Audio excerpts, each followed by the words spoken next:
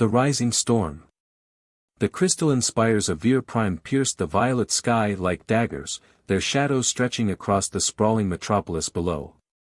Emperor Jordak stood at his observation deck, his scaled hands clasped behind his back as he watched ships dart between the towers like insects. The comparison brought a slight curl to his lips. Everything looked like insects to him these days, especially the humans. "My Emperor," a voice called from behind him. "The reports from the Terminus sector have arrived."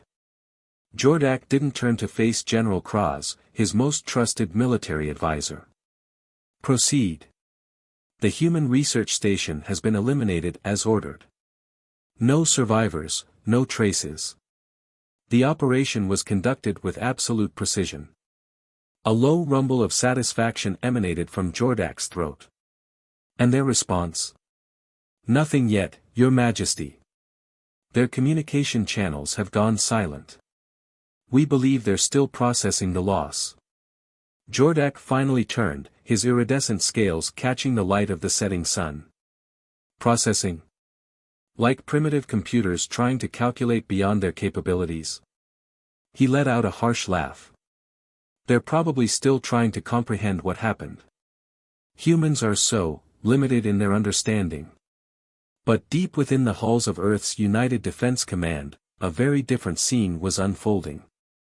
In a heavily fortified underground chamber, Admiral Sarah Chen stood before a holographic display of the destroyed research station, her face illuminated by the ghostly blue light. The room was dead silent as she studied the footage, her expression carved from stone. "Play it again," she commanded, her voice steady despite the rage simmering beneath the surface.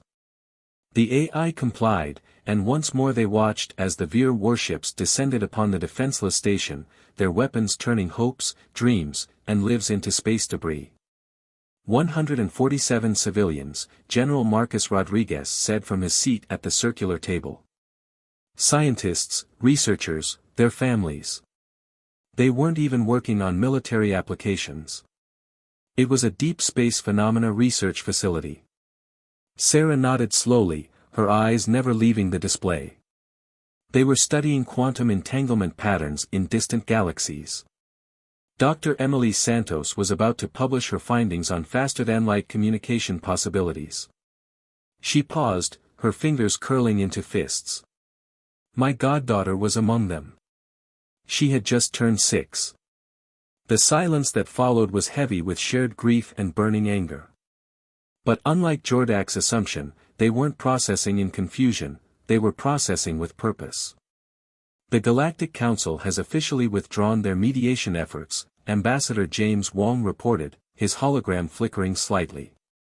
They've declared Jordak's actions a clear violation of interstellar law, but they're unwilling to commit to military intervention. Of course they are, Sarah muttered. They're too afraid of destabilizing the current power structure. They'd rather watch humanity burn than risk their precious status quo.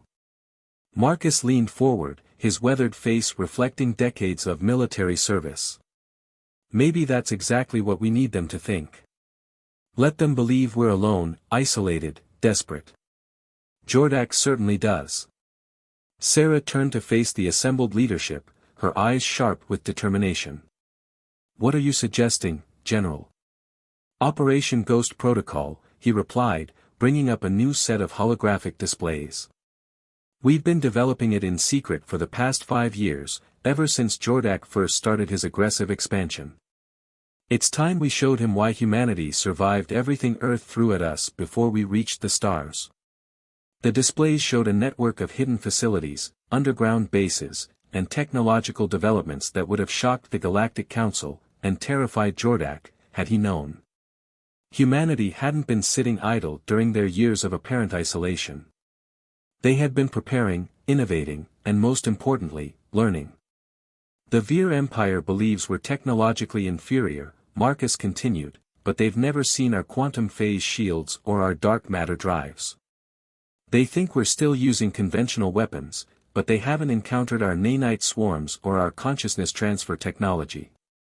Sarah studied the displays, her mind already formulating strategies. And the neural network? Online and fully operational. Every human colony, every ship, every soldier connected through quantum entanglement. Instantaneous communication and coordination across any distance. Something even the Vier Empire hasn't achieved. Ambassador Wong's hologram shifted uncomfortably. This will mean all-out war. Once we reveal these capabilities, there's no going back. The other species will see us differently. They already see us differently, Sarah replied, her voice hard. They see us as weak, as prey.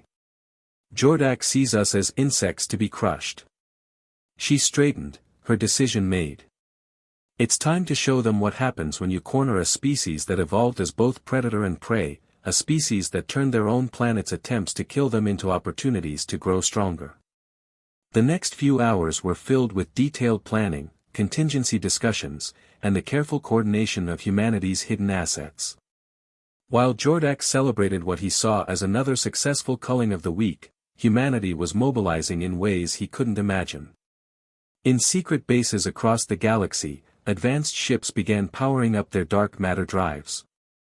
In hidden laboratories, scientists made final adjustments to weapons that defied conventional physics. And in the minds of every human connected to the neural network, a singular purpose took shape: survival at any cost. Send the message, Sarah commanded as the meeting concluded. To every human settlement, every ship, every colony. It's time.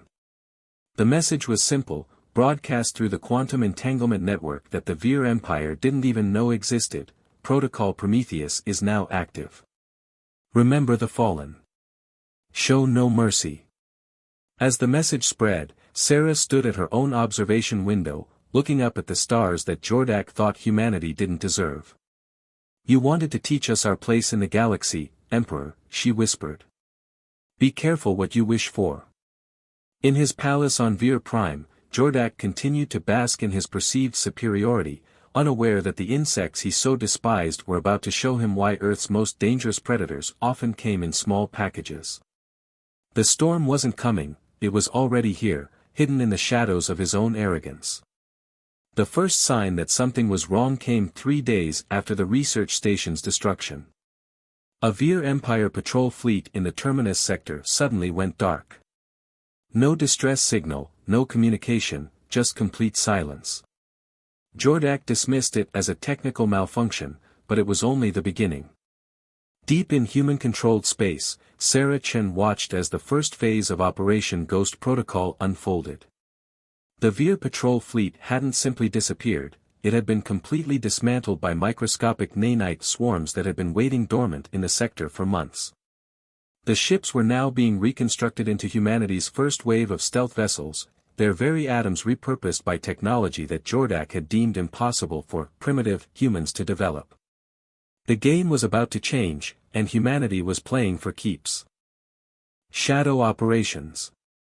General Cross stood before Emperor Jordak's throne, his normally steady hands trembling slightly as he delivered the report. 3 more fleets have gone silent, Your Majesty. No debris, no distress signals, no signs of battle. They've simply vanished.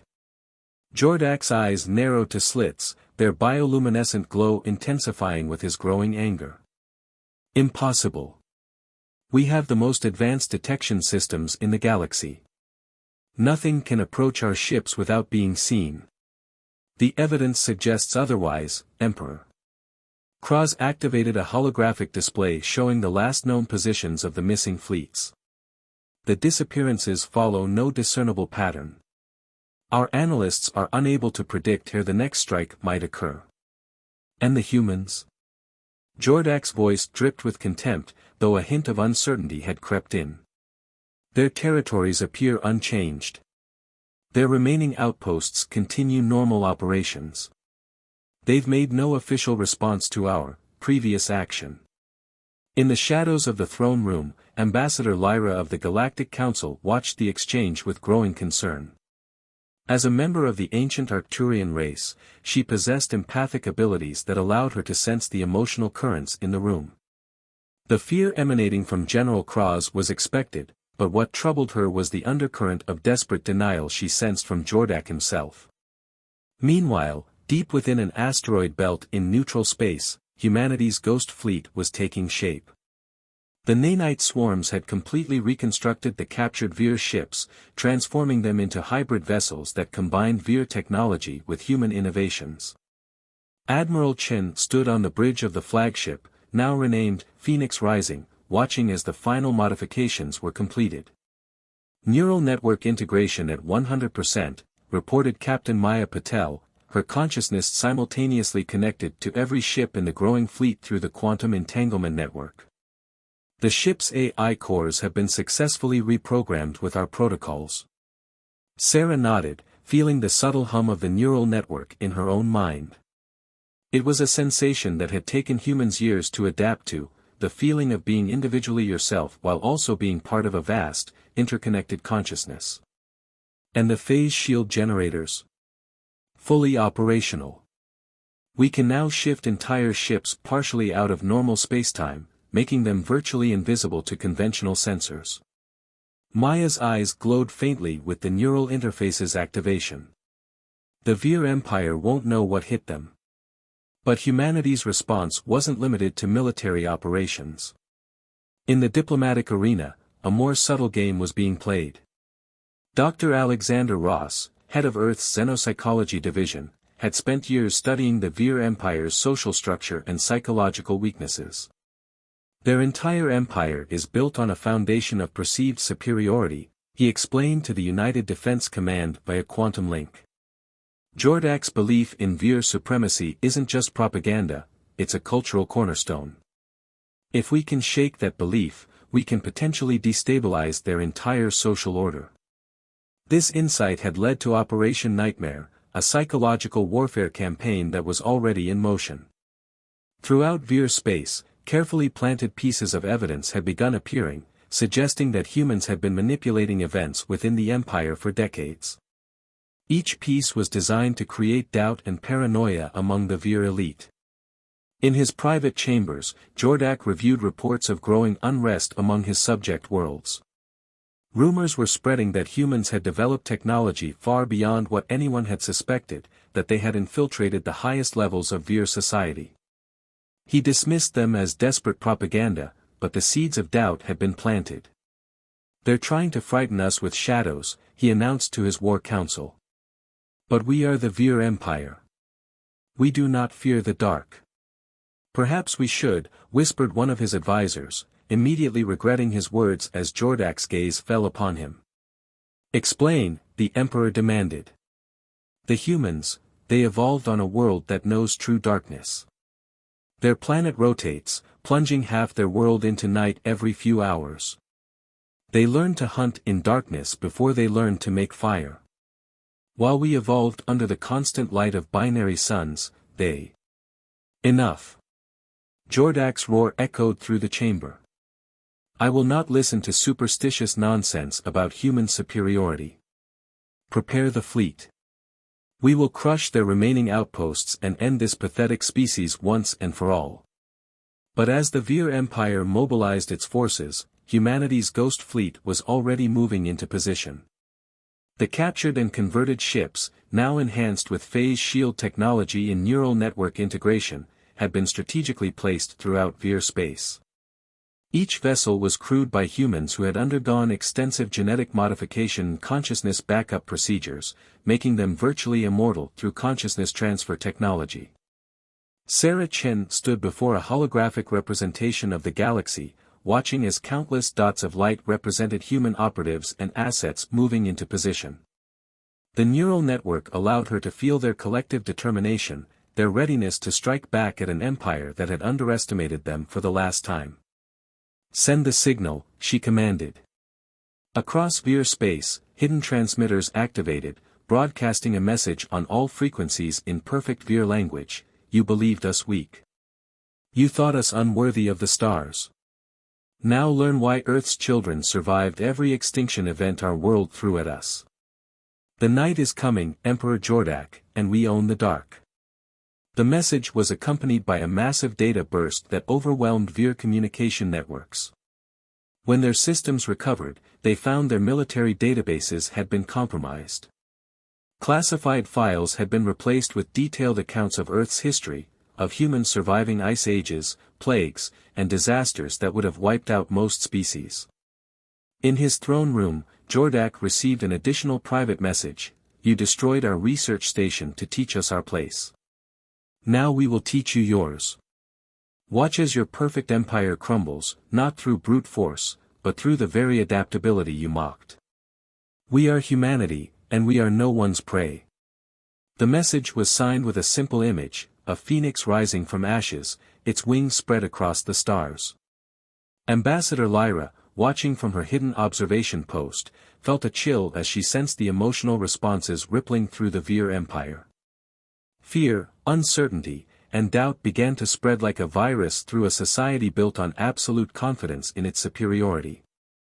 The stage was set for humanity's true response, and as Sarah Chen prepared to launch the next phase of their operation, she remembered her goddaughter's smile. "This is for you, Emily," she whispered. "For all of them." The war that would reshape the galaxy was about to begin in earnest, and humanity was ready to show the stars why Earth was known as the Crucible of Warriors. The Empire's Awakening. The first true battle between humanity and the Vier Empire began not with a bang, but with a whisper. On the mineral-rich world of Karas Prime, one of the Empire's most crucial resource planets, the automated mining facilities simply stopped. No alarms, no warnings, the vast machines that had extracted precious materials for centuries simply powered down, their control systems mysteriously unresponsive. When the Vier maintenance crews arrived, they found something that sent shivers through the Empire's command structure.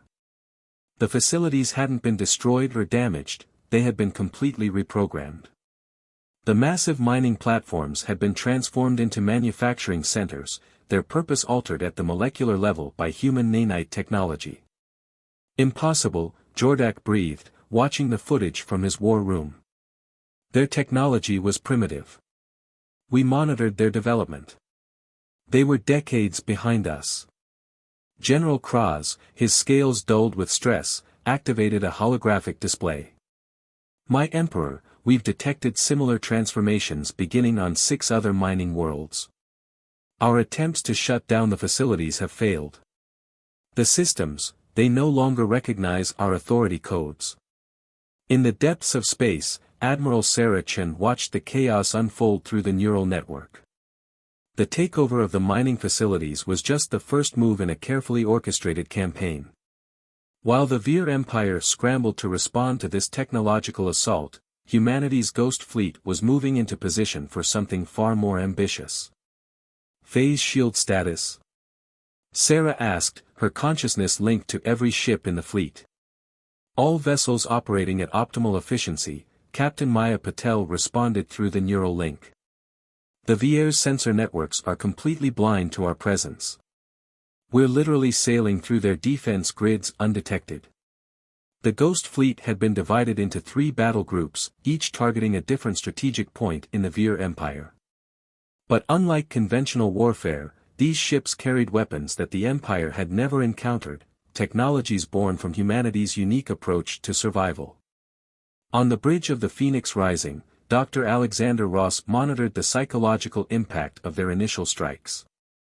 "The Vier social structure is showing signs of strain," he reported. Their belief in technological superiority was a cornerstone of their society. As that belief crumbles, we're seeing increasing instances of internal dissent. But Jordak wasn't about to let his empire fall without a fight. In a move that surprised even humanity's intelligence network, he ordered the activation of the Imperial Guard, an elite force of warships that had been held in reserve for generations, hidden away in secret installations throughout Vier space. "Let them play their games with our mining facilities," Jordak snarled to his commanders.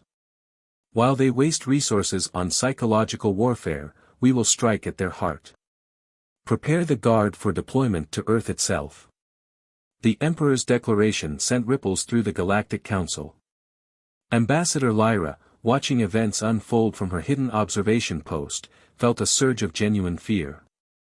The Imperial Guard was legendary, rumored to possess technologies that even the Council's oldest members didn't fully understand. But humanity had anticipated this move. As the Imperial Guard vessels emerged from their hidden bases, they encountered something unprecedented, human ships appearing out of seemingly empty space, their phase shields dropping just long enough to launch attacks before vanishing again. The battle that followed would be remembered for generations. The Imperial Guard's advanced weapons met humanity's revolutionary technology in a clash that defied conventional physics. Human ships, linked through the neural network, moved with impossible coordination. When a Vier weapon would destroy one, the crew's consciousness would simply transfer to waiting clone bodies on other vessels, maintaining their experience and tactical knowledge. "They won't die," a Vier commander screamed over the command channel. "We destroy their ships, but the crews, they keep coming back." Sarah Chen, watching through the neural network, felt a grim satisfaction. Humanity spent millennia dreaming of immortality, she transmitted to the Vier fleet. "While you were building weapons, we were finding ways to transcend death itself." But the true shock came when the Ghost fleet revealed its primary weapon, the quantum destabilizer. Based on Dr. Emily Santos's research from the destroyed station, it didn't just damage ships, it temporarily altered the fundamental forces holding matter together in small areas of space. Jordak watched in horror as his mighty Imperial Guard vessels began to simply unravel. Not with explosions or destruction, but with a quiet dissolution as the very atoms comprising their hulls lost cohesion and scattered into space. "This is impossible," he whispered, his bioluminescent eyes wide with disbelief. They were studying quantum entanglement patterns, they were just scientists. They were mothers and fathers and children, Sarah's voice came through on all Vier frequencies. They were dreamers and explorers. And you killed them because you thought they were beneath you. Now watch as their dreams become your nightmares. The battle raged for 3 days, spreading across multiple star systems as the Imperial Guard tried to adapt to humanity's tactics. But adaptation had always been humanity's greatest strength. Each time the Vier forces developed a countermeasure, the human ships would shift strategies, their neural network allowing for instant tactical updates across the entire fleet. Meanwhile, on countless Vier worlds, the transformed mining facilities had begun producing something new, microscopic machines that spread through the atmosphere, gradually altering the environmental conditions to make them more hospitable to humans. It was terraforming on an unprecedented scale, and it sent a clear message: humanity wasn't just fighting for survival, they were preparing to expand. In his throne room, Jordak received reports of growing unrest among his subject species. The sight of the mighty Imperial Guard being systematically dismantled had shattered the illusion of Vier invincibility. Worlds that had been conquered generations ago began to whisper about independence. "Send everything we have," Jordak commanded, his voice hoarse with rage. "Every ship, every soldier. I want Earth reduced to atoms."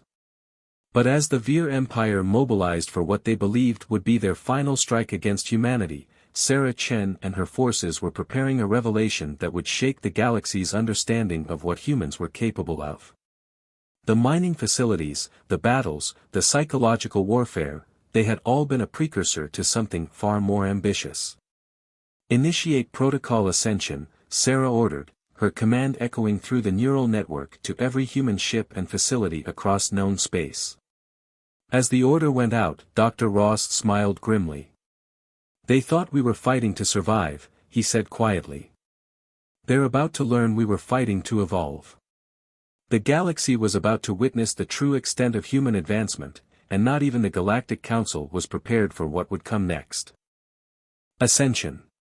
Protocol Ascension began with a pulse of energy that rippled through the fabric of spacetime itself. Across the galaxy, both Vier and Council sensors detected something unprecedented, a cascading wave of quantum fluctuations that seemed to bend reality itself. At first, no one understood what they were witnessing. No one except humanity. In her command center aboard the Phoenix Rising, Admiral Sarah Chen closed her eyes as her consciousness expanded beyond anything the galaxy had ever witnessed. The neural network that had connected human minds was transforming, evolving into something far more profound. It wasn't just linking thoughts anymore, it was reshaping the very nature of human consciousness. "My God," Dr. Alexander Ross whispered, watching as the transformation spread through the fleet. "It's beautiful." Every human connected to the network felt it, the sensation of their consciousness expanding beyond the confines of individual minds, beyond the limitations of physical form. The quantum entanglement research that Dr. Emily Santos had been conducting wasn't just about communication or weapons. It was about transcendence. On Vier Prime, Emperor Jordak received increasingly panicked reports from his sensor stations. "The human ships, they're changing," one officer reported, his voice trembling.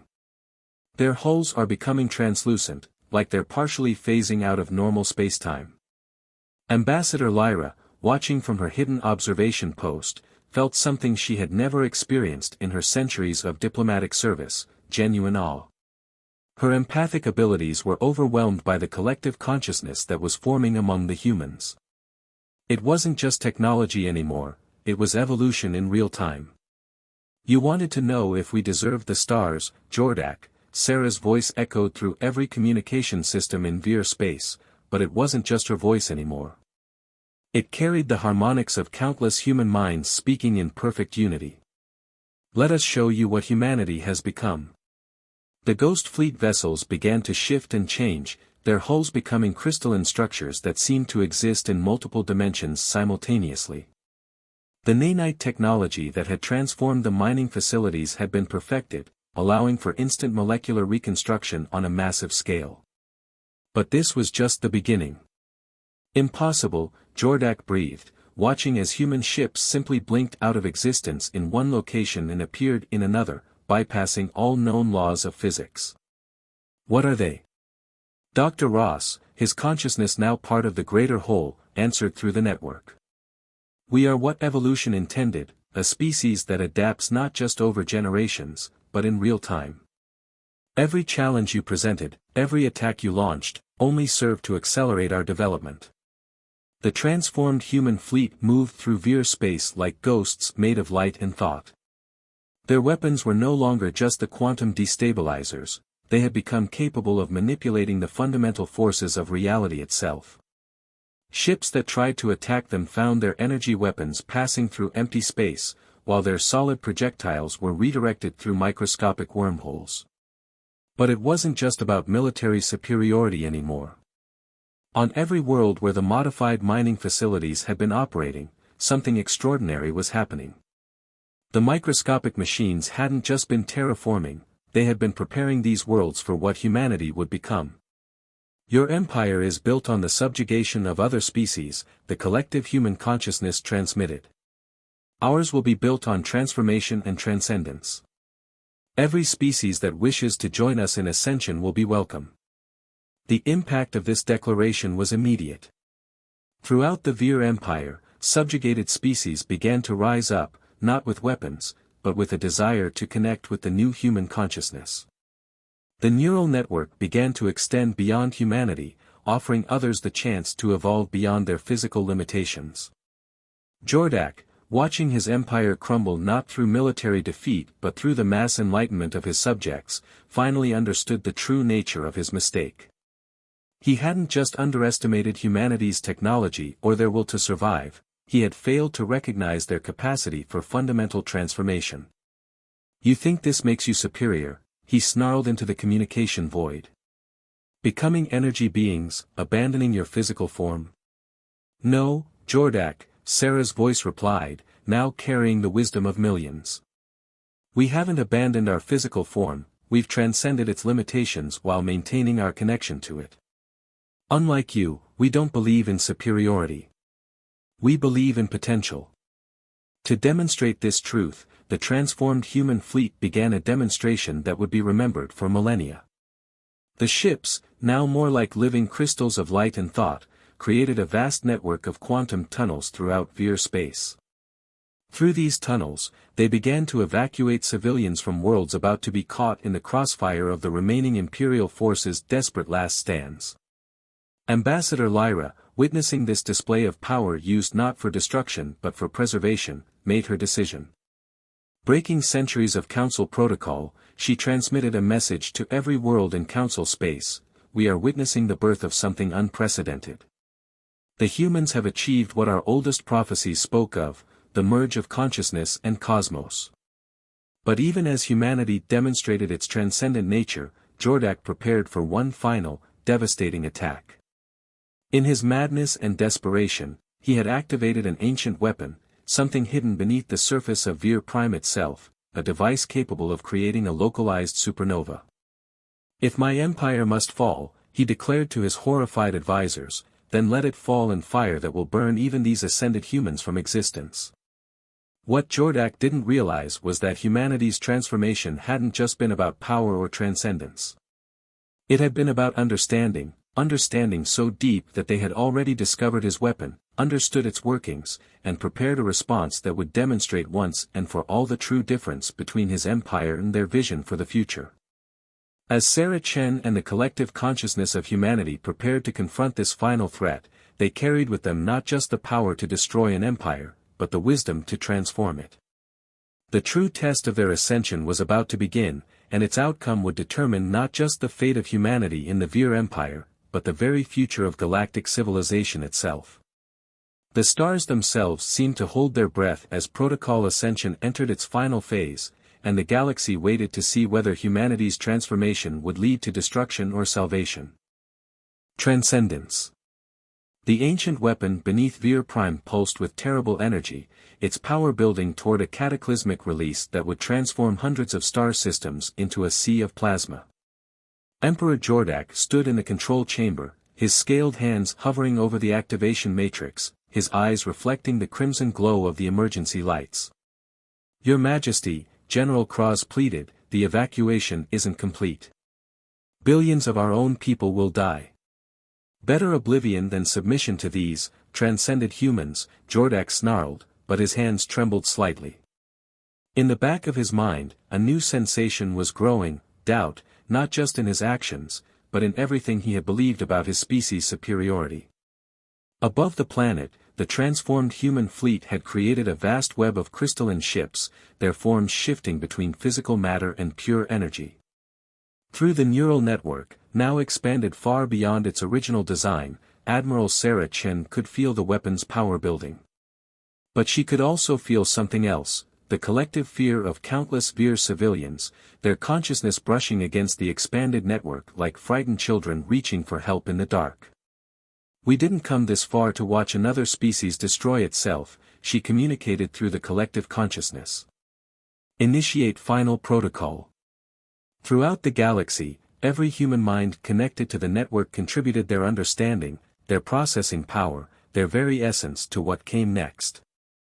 The crystalline ships began to pulse with a light that seemed to come from beyond normal spacetime, their forms reorganizing into a vast geometric pattern that ancient mathematicians would have recognized as a multidimensional mandala. In his hidden laboratory deep beneath the planet's surface, Dr. Alexander Ross watched through the network as humanity attempted something that even their recent transformation hadn't prepared them for, the complete reorganization of spacetime itself around Vier Prime. "The calculations are perfect," he transmitted. "But the energy requirements will be met," Sarah completed his thought. "Not through technology alone, but through understanding. Ready the quantum bridge." At that moment, throughout every transformed mining facility across Vier space, the microscopic machines that had been preparing worlds for humanity's ascension synchronized their efforts. They weren't just terraforming machines anymore, they had evolved alongside humanity, becoming conduits for consciousness itself. In the weapon chamber, Jordak's fingers finally made contact with the activation matrix. But before he could initiate the sequence, something extraordinary happened. The very air around him began to shimmer with points of light, each one a window into human consciousness. And through these windows came voices, not just human voices, but the voices of every species that had joined their transcendent network. Among them, he heard something that made his heart stop, the voices of his own people, not in fear or submission, but in understanding. "You showed us what an empire of force could achieve," Sarah's voice echoed, but now it carried with it the harmonics of countless other consciousnesses, including Vier minds that had chosen to join the network. Let us show you what an empire of shared consciousness can become. The quantum bridge activated, not as a weapon, but as a gateway. Through it poured the combined understanding of millions of minds, human and alien alike. Jordak saw through eyes that were not his own, felt with hearts that were not his, understood with minds both familiar and alien. He saw Earth as it once was, watched humanity crawl from the mud of their world, saw them face extinction after extinction, watched them adapt and survive and grow. He felt their fear, their determination, their hope. But most importantly, he felt their capacity for change, not just physical evolution, but conscious, directed transformation of their very nature. This is what you feared, Dr. Ross's consciousness touched his mind. Not our weapons or our technology, but our ability to become something new, something that transcends the boundaries of species and empire. The ancient weapon's power reached its peak, but as it did, the quantum bridge transformed its energy. Instead of destruction, it became a catalyst for the final phase of protocol ascension. The energy cascaded through the network, touching every mind connected to it, offering one last chance for transformation. Around Vier Prime, the crystalline fleet's mandala pattern completed itself, creating a structure that existed in multiple dimensions simultaneously. Through it, the combined consciousness of humanity and their allies began to reshape reality itself, not through force or dominance, but through understanding and cooperation. Your empire was built on the belief that some species deserve the stars more than others, Sarah communicated directly to Jordak's mind. We offer something different, a future where every consciousness can reach for transcendence, where evolution is a choice rather than an accident of birth. The chamber around Jordak began to dissolve, not into destruction but into transformation. The weapon that would have ended billions of lives became a nexus point for a new kind of existence, one where consciousness and reality intertwined in ways his species had never imagined possible. In that moment, facing the combined wisdom of countless minds, including members of his own species who had chosen to join humanity's transcendent network, Jordak finally understood. His empire had conquered the stars, but humanity had learned to become one with them. The transformation spread across Vier space like a wave of golden light.